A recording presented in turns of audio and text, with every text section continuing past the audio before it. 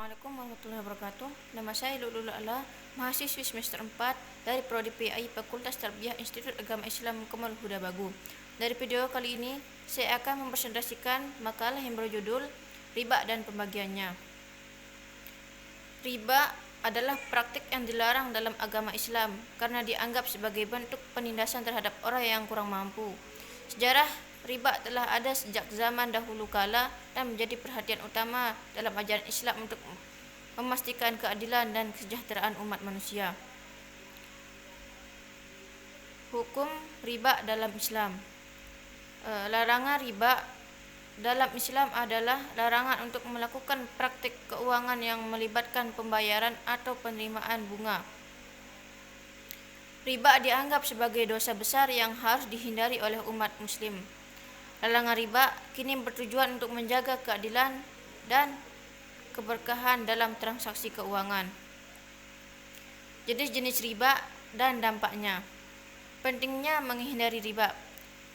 Riba merupakan praktik yang dilarang dalam Islam karena dianggap merugikan satu pihak dalam transaksi keuangan. Terdapat dua jenis riba, yaitu riba qard dan riba jahiliyah. Riba qard terjadi ketika peminjam harus membayar lebih dari jumlah pinjaman yang terima. Sedangkan riba jahiliyah terjadi ketika penjual menaikkan harga barang secara sewenang-wenang. Dampak negatif riba.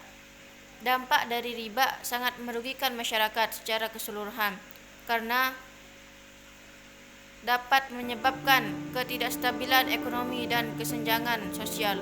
Selain itu, riba juga dapat menimbulkan praktek yang spekulasi dan manipulasi pasar yang tidak sehat. Oleh karena itu, penting bagi umat Islam untuk menghindari praktik riba dalam setiap transaksi keuangan. Menerapkan transaksi syariah. Menggunakan prinsip-prinsip syariah dalam bertransaksi dapat membantu mencegah praktik riba dan memastikan keadilan dalam setiap transaksi keuangan. Dengan memahami jenis riba dan dampaknya, umat Islam dapat memperkuat keyakinan mereka dalam menjalani kehidupan ekonomi yang sesuai dengan ajaran agama. Selanjutnya, pembagian riba dalam masyarakat.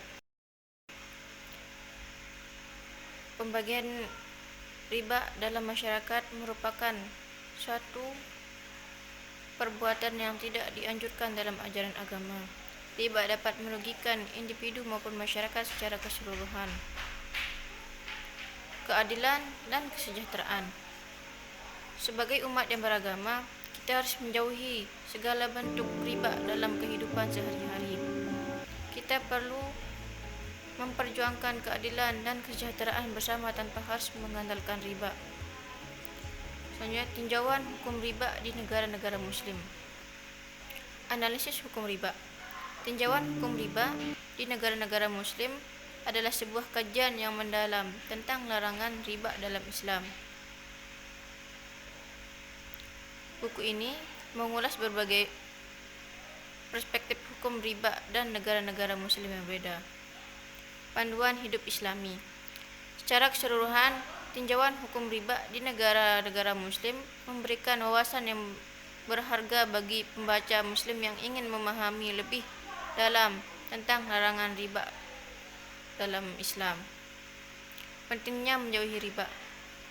Dengan mengutip ayat-ayat Al-Quran dan hadis-hadis Nabi, memberikan pemahaman yang lebih dalam hukum riba.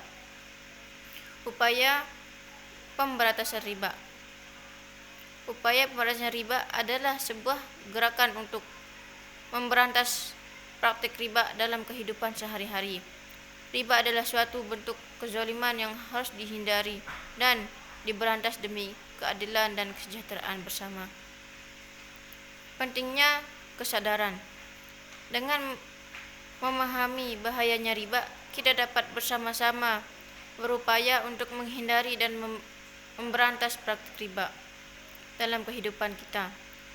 Dengan kesadaran akan pentingnya upaya pemberantasan riba, kita dapat menciptakan masyarakat yang lebih adil dan sejahtera. Selanjutnya, perspektif ekonomi terhadap riba. Pentingnya menghindari riba. Perspektif ekonomi terhadap riba menekankan pentingnya menghindari praktik riba dalam transaksi keuangan. Riba dianggap merugikan masyarakat secara keseluruhan karena dapat menyebabkan ketidakadilan ekonomi. Oleh karena itu, para ekonomi meyakini bahwa keadilan dan berkelanjutan ekonominya hanya dapat tercapai dengan menghindari riba. Bentuk eksploitasi dalam ketidakadilan. Dalam pandangan ekonomi, bentuk eksploitasi dan ketidakadilan dalam pandangan ekonomi. Riba dianggap sebagai bentuk eksploitasi dan ketidakadilan dalam sistem keuangan.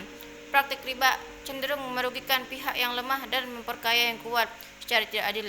Oleh karena itu, para ekonomi meyakini bahwa untuk menciptakan ekonomi yang adil dan berkelanjutan, riba harus dihindari sebisa mungkin.